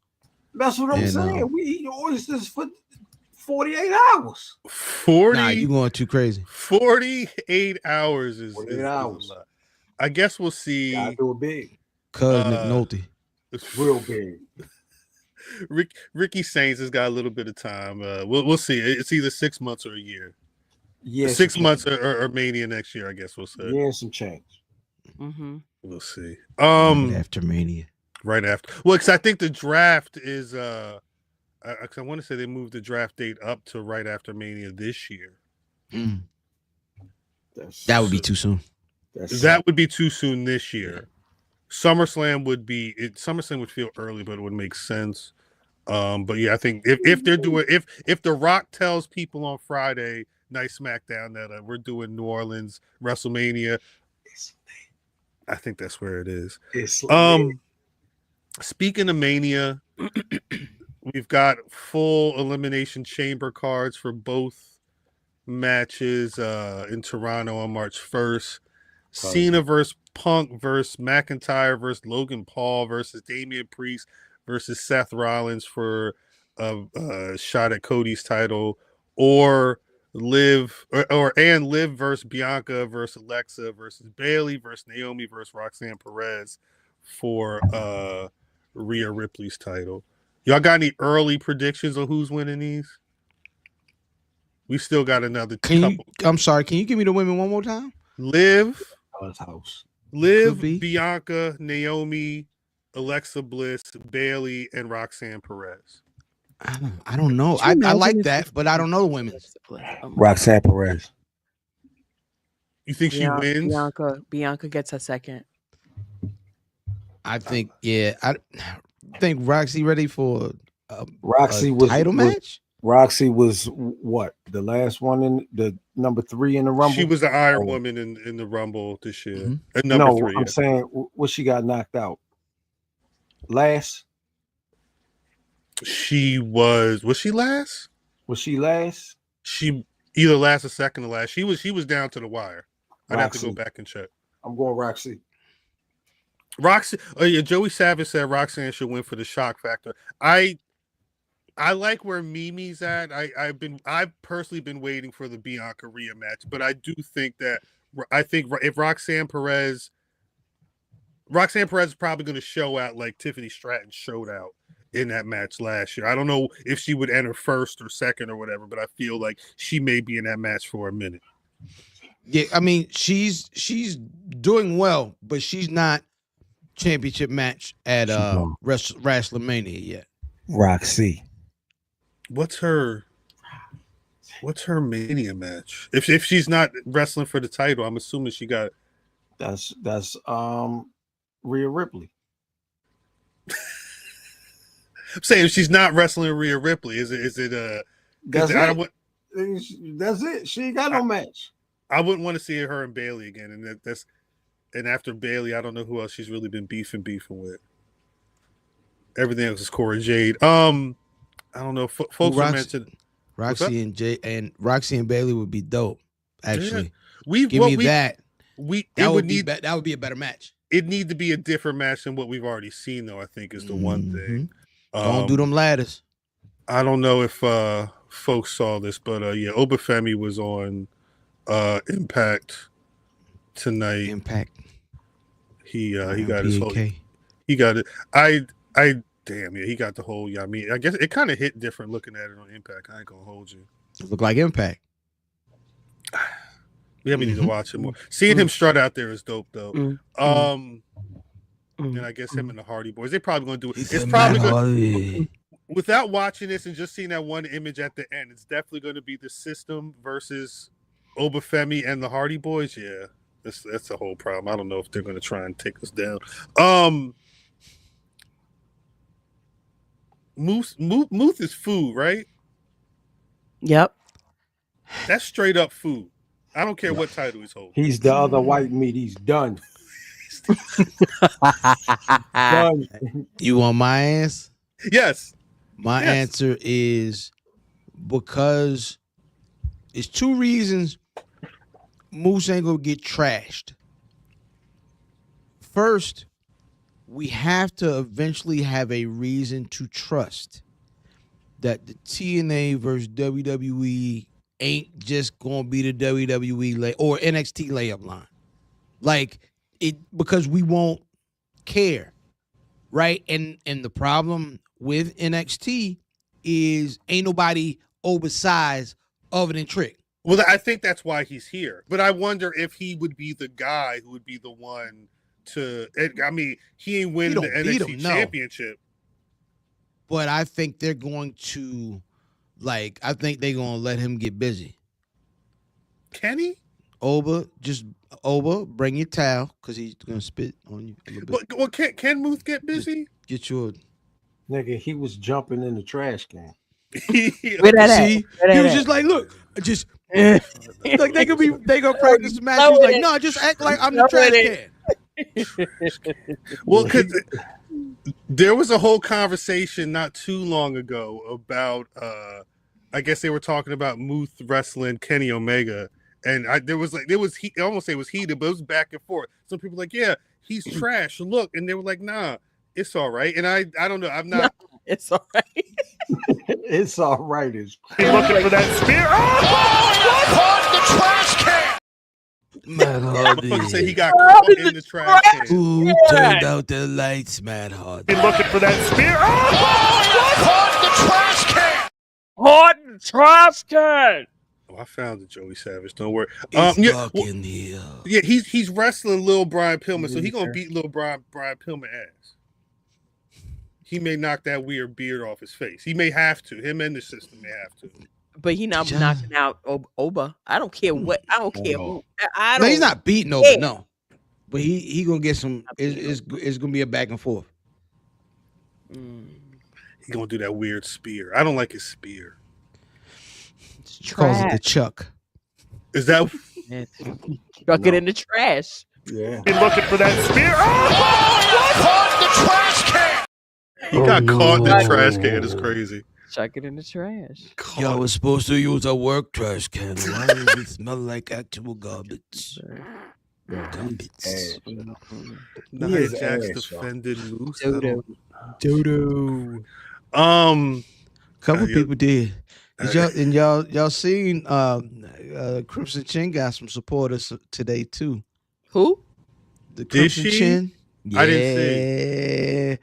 The two young ladies that keep messing up. The Targa twins had her lifted up on their shoulder in a picture. Really? What? Yeah. Oh, those girls started moving real funny on the timeline. They started moving real funny after. I kind of felt bad for them after they started getting a little crazy. And then, when they got let go or whatever it is that happened or whatever. And I was just like, and you saw the back and forth, and I was like, maybe, maybe not. But then I started seeing more of the negative stuff than the positive stuff. Yeah. And then so I kind of leaned away from it or whatever. Then there was a time where we thought maybe they might show up in NXT, but I think that didn't happen. And then as of lately, they really been getting a little out of pocket. They was challenging the last thing I saw. They was challenging the Bella Twins. I didn't see the Crimson Chin photo. That's what they was. It was right. It was around. It was after the Royal Rumble. They issued some. I saw there was something about issuing a challenge. I don't know. I mean, Bree is over there. Where? Bree over there. I don't even know what's going on. Bree should stay out the ring. Yes. Tend to your baby, sweet. That's the reason. Bree ain't around. Bree home. Bree with her man. They chilling. Yeah. Anyway, Crimson Chin. I mean, if Muth is already on NXT TV, she'll be around soon. Got it. Bullies hang together. Well, that's her friend. Yeah, that's her friend. He was quick to defend her. Talk about defending people. Yeah. Get behind me. I got you, baby. It was him and Scorpio Sky. Scorpio Sky said on Martin Luther King Day, He did too. He did too. Yeah. It's back when it was all going down. Yeah. Right before the pandemic. Yeah. We had a very long conversation. That was a very long Marco Polo going back and forth. What? That was in the morning too. Yeah, that was one of the New York mornings. you getting ID. He said, "Hey, this window open." Where is he? I gotta jump. I don't know where. Where's he been? He's been in that same trash can. Golden hair. Scorpio was that. Looking for that spear. Got caught in the trash can. Scorpio. He jumped in first. He jumped in first. Scorpio Sky. He wrestled January 31st at WPCW. It was written. He hadn't wrestled. Was he hurt? I think he was hurt. I don't think he was hurt again. Well, he was. Well, the thing was, he was hurt, and then he came back. And he like broke his ankle, right? Something like that. Was it an ankle thing? Wasn't it a thing on the? It was a thing on. We saw it. Oh, no. Hold up. Hold up. Let me check. Let me check. No, that wasn't him. That was Who was that? That was Dante Martin. That was Dante Martin. How's he doing? Like y'all know. He back. He back? Yeah, he wrestled. No, he's wrestling. But like, what? A year ago, year and a half. Yeah, that was at Mania. But like, what? That was Mania. Sky a champion? Wasn't Sky a champion? He was. Yeah. He was a couple champions. He. I remember he got injured and then he came back. Like, but he only wrestled a handful of matches, maybe 5 or 6 matches in 2023, 3 matches in 2024, and 1 match this year. Like, he's not really been active at all. He was with Ethan Page as the South Carolina, California. So that'll tell you what you niggas know about the dirty South. What's going on? California. Dirty South, California. Yeah, I don't know how we got on. You're looking for that spear. Caught the trash can. That's right. Speaking, I think they are gonna click up the what's the name twins with Mercedes though, because they've been posting her stuff recently. The Renegade twins? Yeah, the Renegades. Yeah. I think they're gonna put with Sasha eventually. Well, they've been on that tip since I think she had that conversation about the twins for about a year. Maybe Something 6 to 8 months or some shit like that. She made a comment, and then you know what I mean. They've been on it ever since. They should make that happen. Even Mama Renegade. That's who I think. I just saw post something like a picture of all 3 of them together or something recently. No, they should make that happen. That could work better than whatever. That would be good for them. Yeah, I think it'd be good for both. Both Renegades. I think on both sides. I think it'd be good for the Renegades for sure. I think Mercedes probably needs some. That is correct. Some people. Well, both twins ain't healthy. Yeah, that's the other thing. I believe is. Oh, really? Yeah. Yeah. She been down for a minute too, right? Robin. Yeah, I know one of them. Charlotte has been down. Robin's been. She's been like. Robin's been active. Yeah. I don't think it's been crazy, but I have seen her. She was in ROH. I was gonna say I've seen her mentioned in ROH matches in the past. I guess we'll see. There's only so much going on. There's a lot of like random potpourri. But did anybody watch WWE LFG? Yes. So that was what I was calling it to myself, just because that's what I liked using LFG. I didn't realize Shawn Michaels was going to be using it as a bleeped out hashtag throughout. He said it like 4 times. The reason for this LFG stands for Let Go. And I'm like, God damn, Shawn, you really had to do that? And then he did it. I didn't think he cussed no more. He is a man of the cloth, ain't he? Right, he be coming out there. No, Thank he's you, not. Lord Jesus. Thank you, He's Lord. definitely not. The cocaine didn't kill me. But he's just not on that shit no more. He's cocked his eye. That's all. God dang. His eye. Bad that nigga had a top-notch match. Cocked his eye. Jeez. Hunter, it's not going back. Stop it. You're going to hell. You're going to hell. You're going to hell. That's not in the 10 Commandments. That is not in the 10 Commandments. That's not in the 10 Commandments at all. That You better is not. stop. You know when you hit and what he done tooted, was that what percentage you think he tooted to keep his eye like it?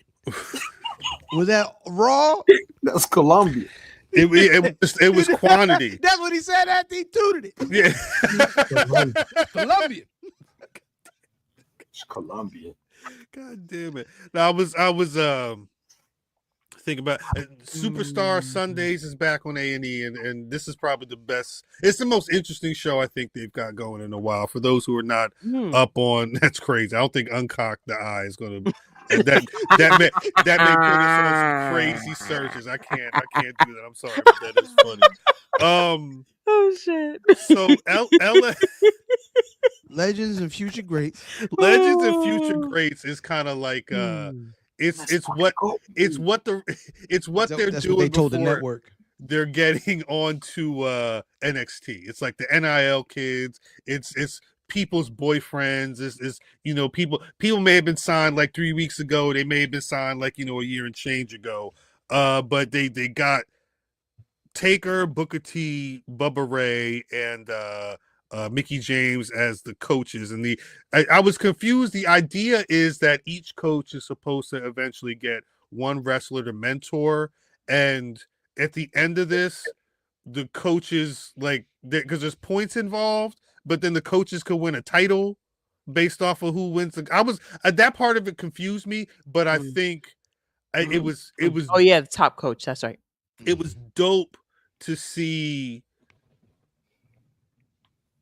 Like being able to see Bubba Ray and Booker T and them look at these people while they're working and then pull them aside and hear those conversations about, you gotta do this, you gotta give more, and we gotta see your face. Like it's the shit that, if you've been watching wrestling for a while, you pick up on it. I think there's a lot, oh look, they talking. Like I think there's things you see if you watch a lot of pro wrestling, but I think especially with Bubba Ray and Booker T and the points they were giving to people was really dope to see that that teacher side from these legends to, I don't want to say future greats, I'm not putting it on them, but these prospects that WWE has working on. It's ill to see them it's more than just NXT every Tuesday. You've actually got groups of kids down there that are. It kind of watching the Big E thing we were talking about in the cold open. See, it kind of reminded me like the FCW vibes of people being signed and kind of just working down there for a while. It's good to see that still going on with like these added situations. I don't know if anybody had any what you guys took away from that first episode. I always see Booker T in the lens of what year was that? I guess it's like 2012 Tough Enough. Something like that, yeah. When there was that the tall black kid with the afro, and on mic pulls him to the side. He said, "Now you got to work hard in all these other ones." Mm-hmm. Like he said, you got to work hard, and it was like I always respect him for that. Mm-hmm. Right. I like the way he teaches. I knew he was going to pick Maxine Dupree boyfriend. I knew it once I saw that. Well, he had the hots for that nigga immediately. No, that kid's got something. He saw it. Oh yeah. I ain't seen it. You should watch it, man. If I send it, mm-hmm. I'm gonna watch it. You should. Like I said in the chat, I just didn't like Bully's delivery.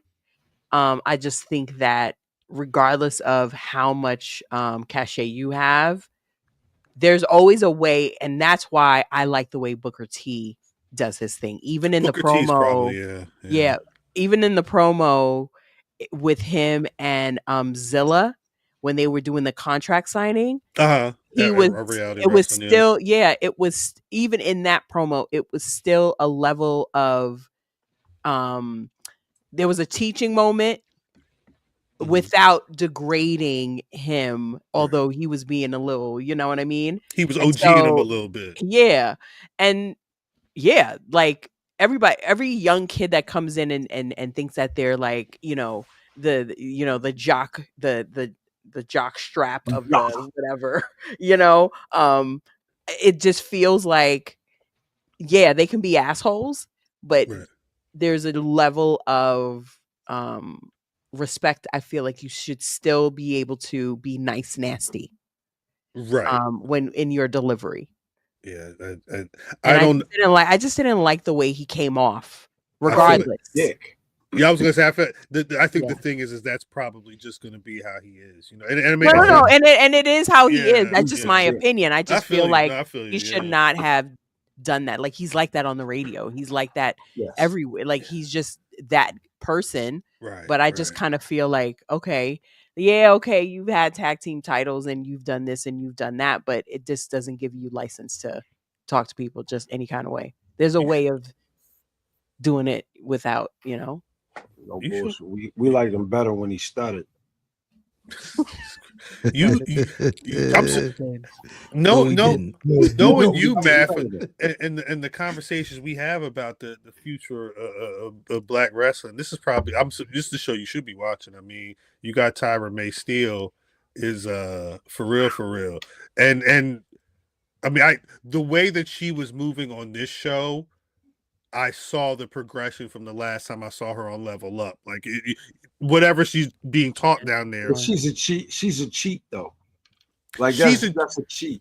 Well, she's because there's a moment in there because she's like how long we've been talking about superior athletes. I mean, like she's a definition of that. But even in like when she was out, she had a match and Taker and Shawn. Taker's like. She ain't have no experience, and Shawn was like none. And it's not even like, oh, she's great at mat wrestling because she's a fucking Olympian. Nah, she's got the sports entertainment. She's not got it complete, but she got that shit. She know what the fuck she doing when it comes to that. Mm-hmm. You're muted. What you say, brother? What's your laptop? He's gonna throw it. He's gonna throw it. It'll make for great. It would make for great content, but please this don't. Shit is it's a weight, my nigga. It's just a paperweight at this point. It would be so funny if you just pick the thing up, the image of the camera just like what the fuck, and then stopping just when it hit the wall. Genius bar. I don't want to. And so then now you're gonna throw your stuff. Just go to the damn store, bro. I don't want to. It's crazy. And get it done. Or call your cousin. The problem is facts, Joe. I had so many updates back to front. You waited? Yeah. I waited, and then I put Photoshop on here, which is fucking this shit up. Why would you do that on Thursday? No, I didn't. I put it on. I put it on Monday. And then I haven't opened first time. And you opened it on Thursday. Yeah, you should have. You gotta call your cousin. Don't cousin the goddamn trash can with your man. yeah, man. For how you was working with that damn. You did again. You're looking for that spear. Oh, caught the trash can. Caught the trash can. Caught in the trash can's amazing. Math, is that your computer? Oh man, we should be getting out of here soon. But I just want there's a bunch of random news that I want to make sure that we touch on. Earlier today, there was a couple reports going out that about the conversation Shane McMahon and Tony Khan had. In regards to Shane working at AEW, really? Shane hasn't said it, but Coachman and I believe it was on another. Sean Ross Sapp, I believe, said on the Fightful podcast that Shane McMahon was basically asking for some type of leadership role at AEW, some type of equity or something like that in the company, and admittedly wasn't watching. Capital markets guy. I understand it. If you going up with if the company's owned by the dude that owned the football. At a certain point, like, so can I get some of that money? I understand doing it, but they said that when he did that, Tony Khan ghosted him. So what? That's the thing, but it makes sense. It makes sense. What? He was like, "So, you want my money? No, this what I want. So let me just run. I'm gonna just run everything." Yeah, no problem. Take it. Are you serious? I'm gonna call you. I see what y'all was doing over there. I saw what y'all was doing over there. I'm gonna call you. Nah, we good. I also wonder if part of it because I mean, like we saw on TV the way the WCW WWE purchase went through. This could have been that shit in real life. Shane McMahon go down and get a little equity, and then hey, Stephanie be like, hey, so you ready to enact Project Takeover, and then they just start going and taking the whole shit. Like his daddy said you better not. See, I heard Shane just couldn't find enough things to jump off in Daly's place. Oh, he started jumping on the cardboard. That too. Oh my God, I can't take it. That too. Where the window panes at? You got something without a crash pad? I don't know what crash pad. Right on I saw what Jericho did that time. He want to land right on the floor. Yeah, right. We got to make this shit believable. Can I jump directly onto the fans? I jumped off a Hell in a Cell. No, y'all let MJF spit on one of them. I could jump on one of them, of course. Jesus Christ. We apparently there are or Triple H showed WWE ID men's and women's titles this week. I see Matt shaking his head. There's going to be a tournament to crown the new champions, which will be held throughout various indie wrestling promotions, and those titles will only be defended on the independent scene. I know there was a lot of people were not happy with this, but I think primarily because it's more WWE tendrils in the independent scene. I imagine it's only going to be dangerous. Well, because it would be whatever organizations or WWE ID approved. You better look at Reality of Wrestling. I would assume that they could probably be getting something. You may see both champions down there. They may crown those champions down there. You never know. That's what they was pushing for. Well, that's what was on their social media. So we'll see what happens. But it was interesting to see that. But like I said, I knew a lot of people that were pissed. People were chanting, "Tessa, we coming for you." And Jesus Christ. It's a black person who's like, I can't play the. It's a black dude. Tessa, we coming for you. But we coming for you, nigga. I can't. Jesus. Yeah, who knows? I don't. We'll see what happens with the Crimson Chin. What else was there? They announced earlier this week that Cena's going to be wrestling 3 episodes of Raw in March during their European leg of the road to WrestleMania. But all 3 of those dates, like I said, they're all episodes of Raw. So I'm going, mark your calendars. We may be catching early episodes of Raw. Mm-hmm. Daytime Raw will be crazy. Mm-hmm. Gotta bring my laptop to work. Because I think it's my like iPad. It's like 5 hours, 6 hours ahead. So it may be like 6 hours ahead. 2 o'clock, 3 o'clock Raw. Mm-hmm. That's beautiful. That's how we all got our children. I'll go to bed at 7:30 though. The rest of that month. You lying like shit. I'm lying like shit. I am lying. Right there in the dungeon. I am right in the dungeon. Right, locked in. Nope. Be gone. Me? You know I'm playing by my sleep. She sleep at 4 p.m. 30. Like, what y'all doing? Sleep in the middle of the show. Yeah, we be talking to Mimi in that chat, and she's like, "Yeah, I fell asleep." Right? Like, I'll be mid sentence. I'll be mid thought in the middle of the conversation. Dead. What? I went to bed. It's 7:45. Hey, that's how it should be sometimes. Yeah. Michael Cole has signed. I guess this is his final WWE contract. He signed an 8-year contract with WWE. It'll keep him there until he's 66. Oh wow! What? He said he signed it. How old is JR? That's a good question. That's a because niggas is at this point, niggas is wrestling till they 66. JR is 73. Talking and screaming a bit. Michael Cole he signed 8 years. 8 years, yes. So he's like 50 something, right? He's like 58, I believe he said. Making him yeet. Though, you like let that nigga live like later 2 of these, and then get the camera. He got to do the 3 hand slaps. Yeah, that's fine. Let him 3 of these, and get this nigga off the camera. Cole said cannot be yeeting for the half hour that it take this nigga to get to the ring. But for a half hour is crazy. Cool, gracious. But the thing is, you gotta stop playing with them pills at the gas station. You're going to be getting more of that. Cole said 2 Rhinos and an RO, the red pills, pill, not the and pills, I'm sorry. Cole Cole said that the reason that he signed this contract was because this was the first time that he felt that the company made him feel important. You know what I mean? And if you look at the, I mean, again, I since the late 90s, he was getting wedgies from DX. It was 25. He had them denim shirts on. His 25th anniversary wasn't that long ago, yeah. God dang. But he is the voice of WWE at this point. How And much I water think, do you got to drink to eat for a half hour? how much water? Yo, cut his mic.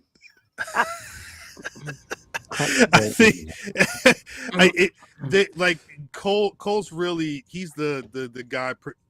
He's like the manager for all of the on-air like commentary talent. Like I think he stepped into certain roles, and I think as a person in the universe, he's seen in a different light than he may have been even 4 years ago, 5 years ago, let alone like 10, 15 years ago. So I think that was dope to hear. I don't know who's going to replace him. That's probably what they got. That's what they're going to have to start working on now, is who's going to be that next nigga in the next. Well, I think that's been the fight though. That's been the fight. Is it Corey Graves? No. Can y'all hear me? I hear you. I'm listening. Okay. I think that's been the fight. The fight's been trying to get somebody to match that energy. But I honestly don't feel like they've kept anybody in that seat long enough. Even when you look at what's that boy's name? The punter. No, that's Pat McAfee. Pat McAfee. Even him, he's off on.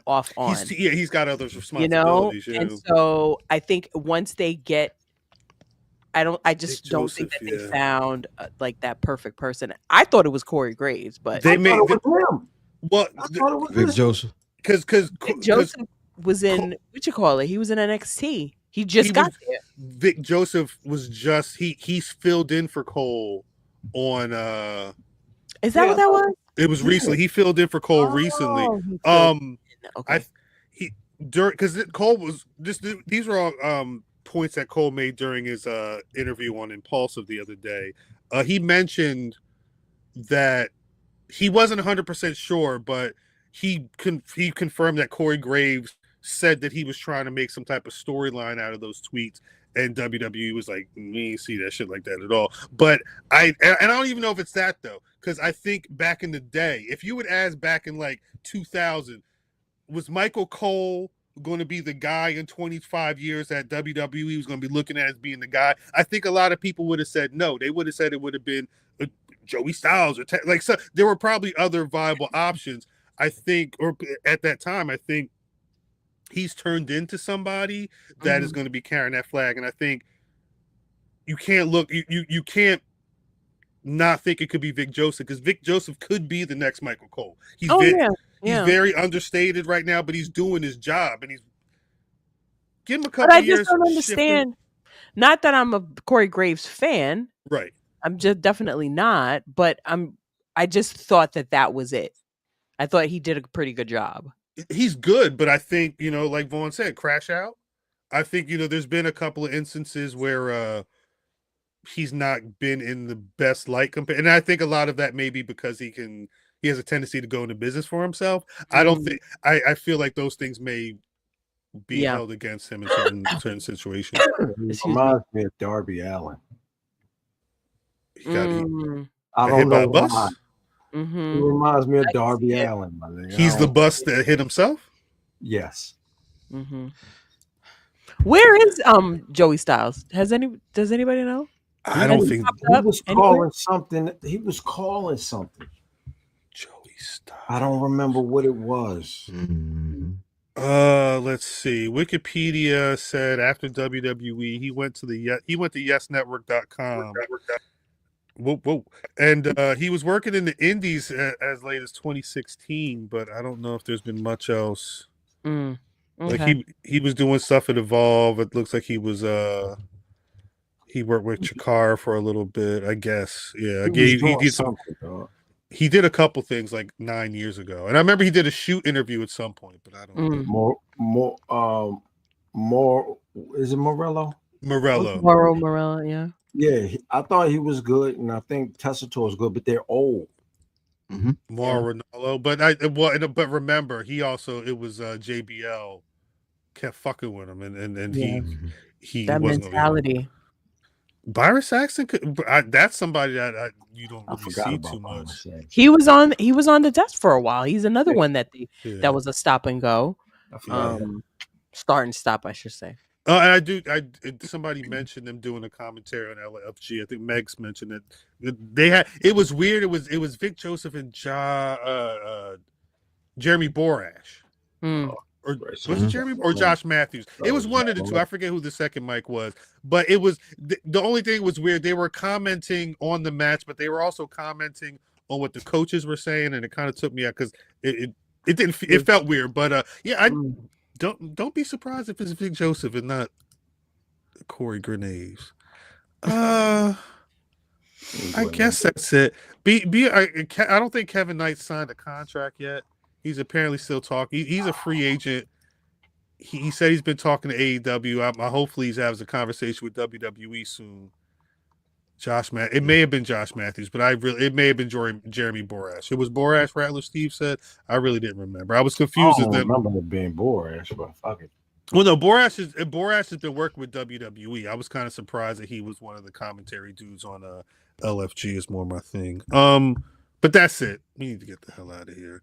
We have done as much show as we need to do today. But there's always one question that I gotta ask before we get out of here. Miss Mimi, you got a Black Rass of the Week? Got 2. Word? Yes, my Bring It On girls, Bianca Belair and Trinity Naomi Fato. I wish they had more photos of the two of them in that fit, because that was dope, but I think they've only got so dope, so in sync. I love them together. They understood the assignment since they've been carrying the belts together, and my heart is gonna break when it comes to an end. I love it. They may break up in the chamber in a couple of weeks. Brother Fam? Khalees. Y'all see Khalees was drilling. Nah, I'm gonna go with Silent Storm. The brand new fight tag team champions, man. Congratulations, fellas. Shout out. Brother Mav? I'm gonna go with the new PAWD champion. And Dino. Getting these people pissed off. They said we cannot say that this is true or not, but god dang. No, not they. They said we would never even dignify this. Is what they said. He came to the ring with it. He came to the ring with it. And that fur on. And the fur.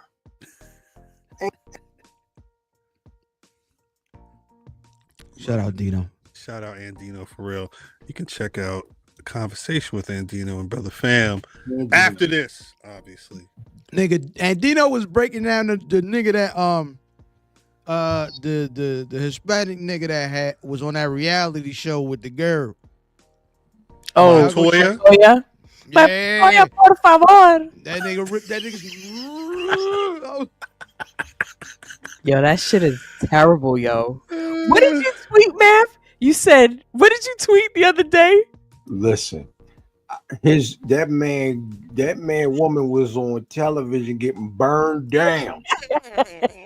Yo, I don't understand it. It's every fucking week, yo.